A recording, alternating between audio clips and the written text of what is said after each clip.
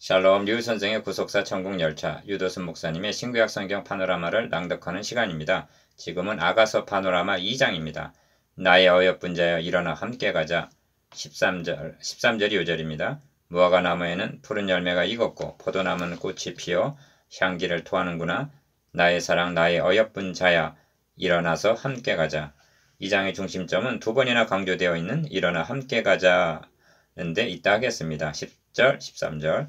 그런데 일어나 함께 가자 하기 전에 먼저 잔치집으로 4절 초대하고 오른손으로 나를 안아주는 사랑의 교제가 있습니다. 어찌하여 일어나 함께 가자 하는가? 겨울도 지났고 비도 그쳤고 비둘기 소리, 즉 땅에는 기쁜 소식이 들려오고 있기 때문입니다. 도표를 보시면 나의 어여쁜 자야 일어나 함께 가자를 중심으로 첫째 단어는 신랑이 1. 내 사랑은 가시나무 가운데 백합화 같구나 하니 2. 신부는 날 사랑하는 자는 숲을 가운데 사과나무 같구나 하고 화답합니다. 3. 그가 나를 인도하여 잔치집에 들어갔으니 4. 오른손으로 나를 안는구나. 5. 깨우지 말라 하고 부탁을 합니다. 그런데 둘째 단원에서는 6. 산에서 달리고 산을 빨리 넘어와서는 7. 창살 틈으로 들여다보면서 8. 겨울도 지났다. 비도 그쳤다. 일어나 함께 가자 합니다. 9. 낭떠러지 은밀한 곳에 있는 나의 비둘기야. 너의 얼굴을 보게 하라. 10. 포도원을 허는 작은 여유를 잡으라. 11.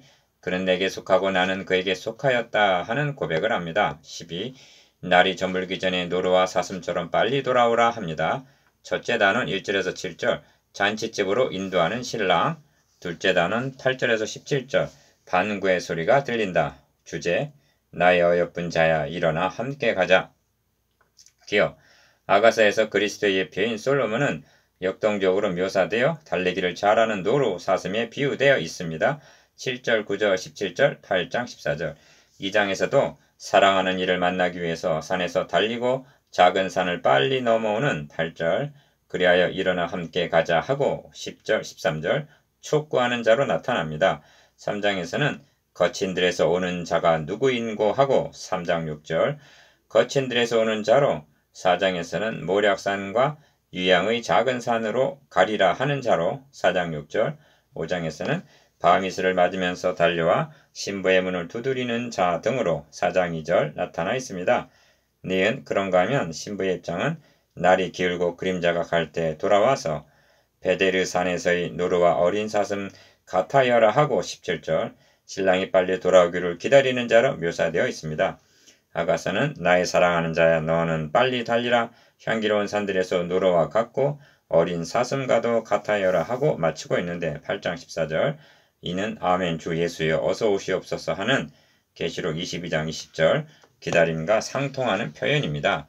디귿 그런데 신랑 여기까지 신부는 감당해야 할 일이 있는 것입니다. 그것은 지면에는 꽃이 피고 새 노래할 때가 이르렀는데 방구의 소리가 우리 땅에 들리는구나 한 12절 복음 전파입니다. 그래서 무화과 나무에는 푸른 열매가 익었고 포도나무는 꽃이 피어 향기를 토하는구나 하는 것입니다. 13절 이런 사명을 감당케 하기 위해서 신랑은 나를 잔치집으로 인도하는 것입니다. 4절 첫째 단은 1절에서 7절 잔치집으로 인도하는 신랑. 첫째 단의 중심점은 그가 나를 인도하여 잔치집으로 들어갔다는 데 있습니다. 4절 이는 일어나서 함께 가자를 위한 준비 단계를 할 수가 있습니다. 먼저 주의 집에 살찐 것으로 풍족할 것이며 복락에 강수로 마시우게 하기 위해서입니다. 시편 36편 8절 기여 나는 사론에 수선하여 골짜기에 백합화로구나 합니다. 1절 화자인 나는 누군가 신부의 자화자찬으로 보기보다는 그리스도의 예표인 신랑의 자기 계시로 봄이 오를 것입니다. 수선화 백합화는 모두 아름다움을 나타냅니다. 그런데 사론이라는 광야에 핀 수선하여 골짜기에 피어있는 백합화라는 묘사에 그리스도의 고독한 생애를 암시해주고 있습니다. 1. 여자들 중에 내 사랑은 가시나무 가운데 백합화 같구나 합니다. 2절 기여 자신을 골짜기 백합화라 말한 신랑은 눈을 신부에게 향하여 여자들 중에 내 사랑은 많은 꽃들 중에 백합화와 같다고 표현합니다. 그런데 그냥 백합화가 아니라 가시나무 가운데 백합화라는 것입니다. 골짜기의 백합화가 자기 땅에 오매 자기 백성이 영접지 아니하였으니 한 멸시와 천대를 당하는 외로움 등을 나타낸다면 가시나무 가운데 백합화라는 표현은 세상에서는 너희가 환난을 당하나 한 요한복음 16장 33절 박해를 당할 것을 나타냅니다. 출애굽기에서 광야 교회는 불붙는 떨기나무로 상징이 되어 있습니다. 출애굽기 3장 2절 2. 신랑의 칭송을 들은 신부는 남자들 중에 나의 사랑하는 자는 숲을 가운데 사과나무 같구나 합니다. 3절 상반절 기억 젖먹이 우거진 숲을 가운데서 열매가 주렁주렁 열린 사과나무를 발견한다면 여러분의 감격은 어떠하겠습니까?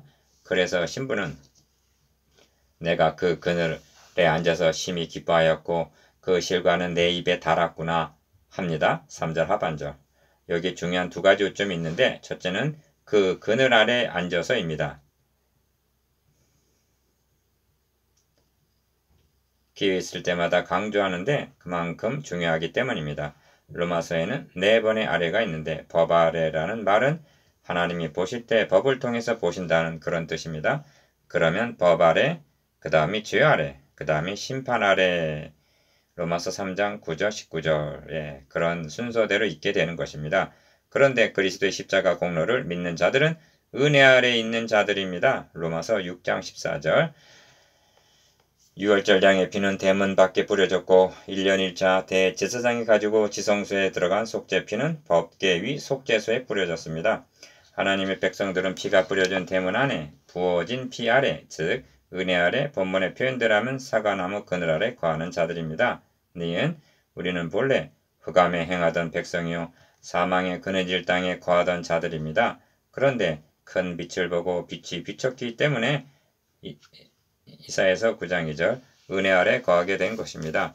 이 점을 호세아 선지자는 내가 이스라엘에게 이슬과 같으리니 저가 백합화같이 피겠고 레바논 백향목같이 뿌리가 박힐 것이라 그 그늘 아래 거하는 자가 돌아올지라 저희는 곡식같이 소송할 것이며 포도나무같이 꽃이 필 것이며 하고 예언합니다.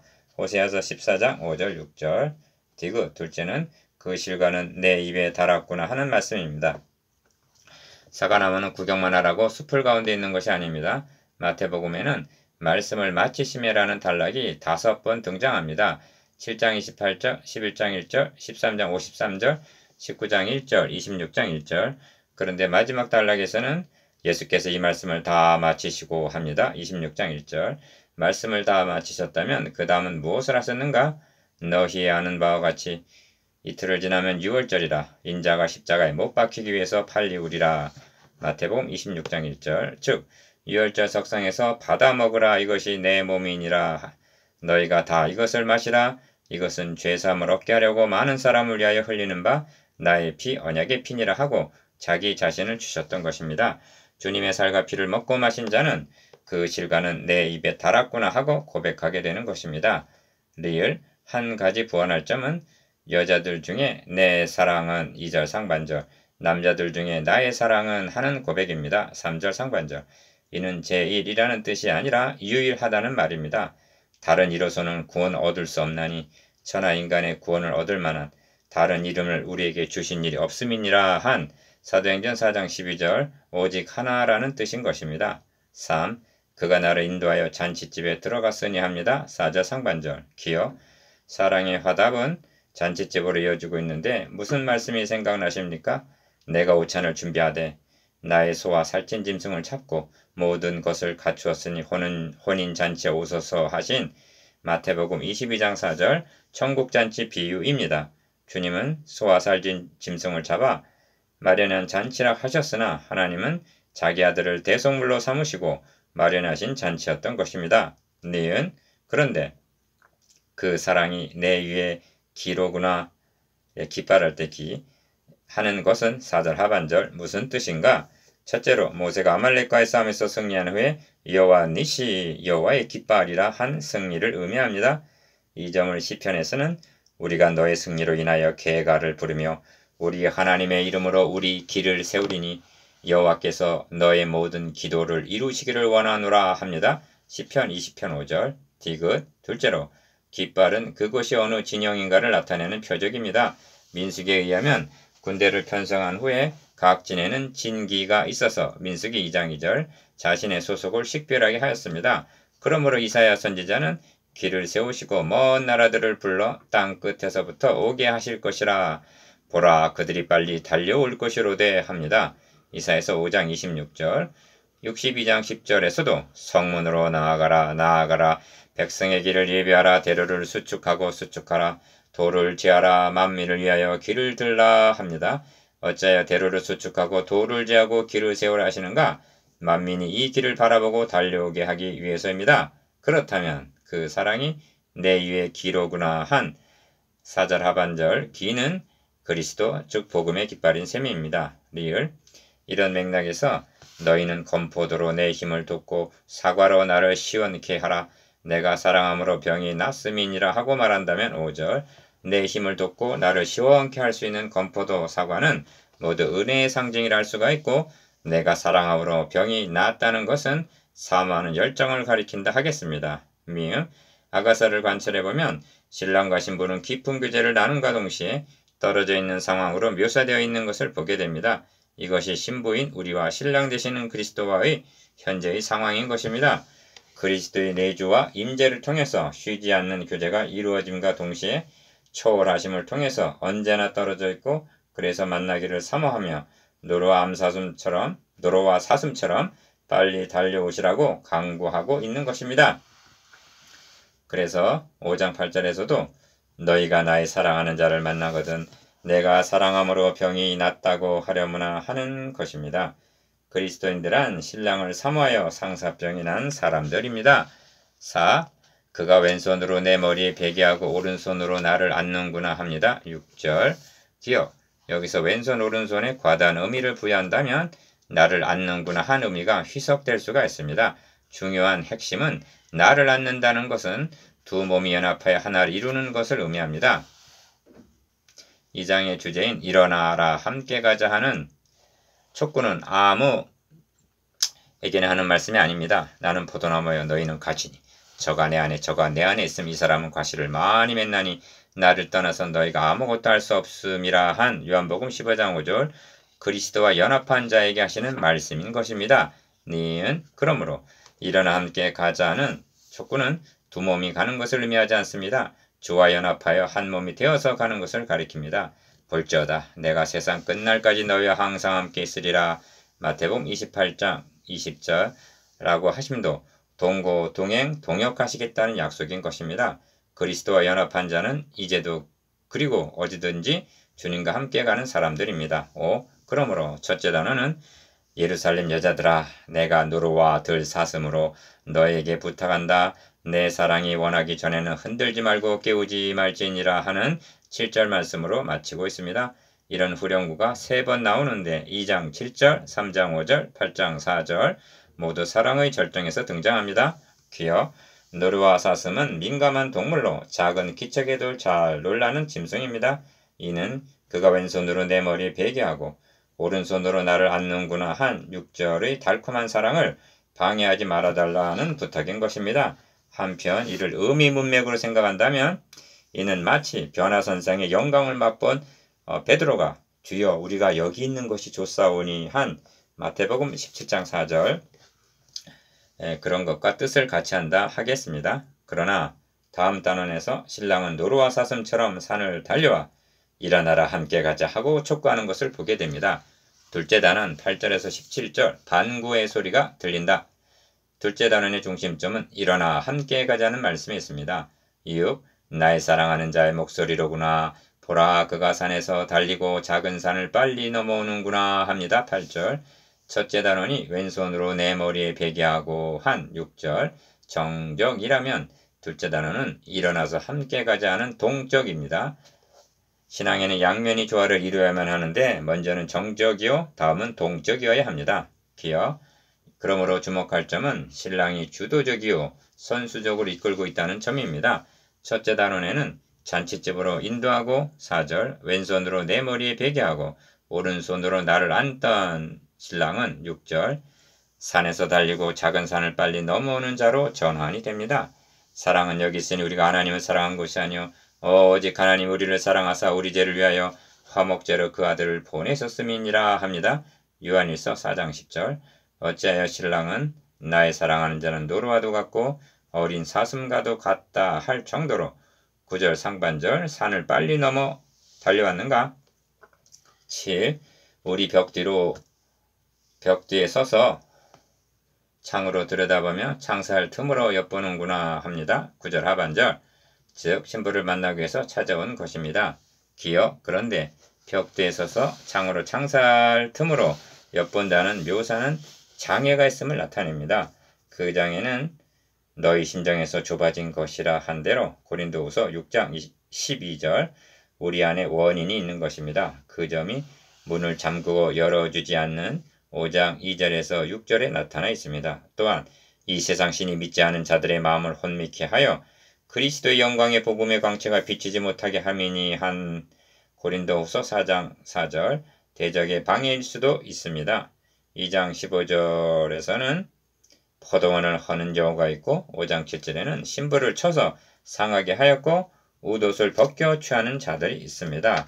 그러므로 뱀이 그 간계로 이와를 미혹해 한 것 같이 너희 마음이 그리스도를 향하는 진실함과 깨끗함에서 떠나 부패할까 두려워하노라 하는 것입니다. 고린도후서 11장 3절 너희는 신랑인 신부를 찾아온 이유가 무엇인가? 단순히 보기 위해서만이 아닙니다.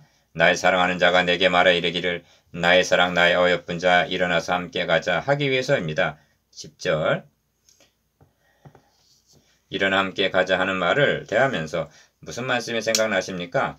겟세마네 동산에서 잡히시던 날 밤 졸고 있던 제자들에게 일어나라 함께 가자 하신 마태복음 26장 46절 주님의 말씀입니다. 주님께서 볼지어다 내가 세상 끝날까지 너희와 항상 함께 있으리라 하신 마태복음 28장 20절 지상명령은 일어나 함께 가자 즉 주님과 동역하자는 그런 뜻인 것입니다. 8. 그래서 겨울도 지나고 비도 그쳤고 합니다. 11절 팔레스틴 지방은 겨울이 우기입니다. 기억 이제 겨울도 우기도 지나고 지면에는 꽃이 피고 새에 노래할 때가 이르렀는데 반구의 소리가 우리 땅에 들리는구나 합니다. 12절 이 예표들을 통해서 하나님의 아들 예수 그리스도 복음의 시작이라 한 마가복음 1장 1절 복음 시대의 개막을 연상한다는 것은 너무나 합당한 것입니다. 이 점을 이사야 선지자는 광야와 메마른 땅이 기뻐하며 사막이 백합화같이 피어 즐거워하며 무성하게 피어 기쁜 노래로 즐거워하며 레바논의 영광과 갈멜과 샤론의 아름다움을 얻을 것이라 그것들이 여호와의 영광 곧 우리 하나님의 아름다움을 보리로다 하고 이사야서 35장 1절 2절 예언하고 있습니다. 니은 무화과 나무에는 푸른 열매가 익었고 포도나무는 꽃이 피어 향기를 토하는구나. 나의 사랑 나의 어여쁜 자야 일어나서 함께 가자 하고 13절 재차 촉구합니다. 꽃이 피고 열매가 익어가고 있다면 이는 주님께서 너희가 넉 달이 지나야 추수할 때가 이르겠다 하지 아니하느냐.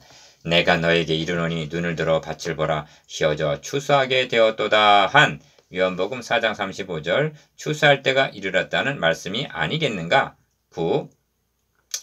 바위 틈 낭떠러지 은밀한 곳에 있는 나의 비둘기야 합니다. 14절 상반절 기억 1장 15절에서도 내 사랑하는 너는 어여쁘고 어여쁘다. 너의 눈이 비둘기 같구나 하고 비둘기에 비했습니다. 그런데 본문은 바위 틈 낭떠러지 은밀한 곳에 있는 비둘기라고 말합니다. 여기에는 두 방면의 의미가 있다 하겠습니다. 먼저는 긍정적인 면에서입니다.